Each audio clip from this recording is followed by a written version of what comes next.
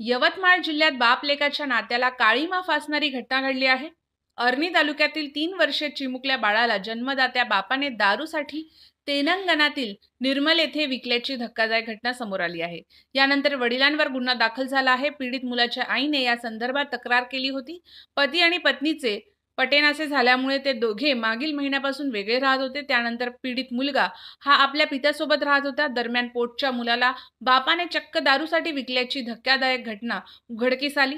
यवतमाळच्या आर्णी तालुक्यातील 3 वर्षीय चिमुकल्या बाळाला जन्मदात्या बापानेच दारूसाठी तेलंगणातील निर्मळ येथे विकल्याची धक्कादायक घटना समोर आली आहे। या प्रकरणी मुलाच्या आईने दिलेल्या तक्रारीवरून आर्णी पोलिसांनी गुन्हा नोंद करत कोपरा गावातून वडिलांसह एकाला अटक केली।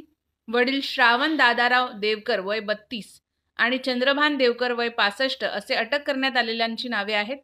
तर कैलास लक्ष्मण गायकवाड वय 55 गांधीनगर आर्णी आणि बाल्या गोडांबे असे दोघे फरार असून त्यांचे शोध सुरू आहेत।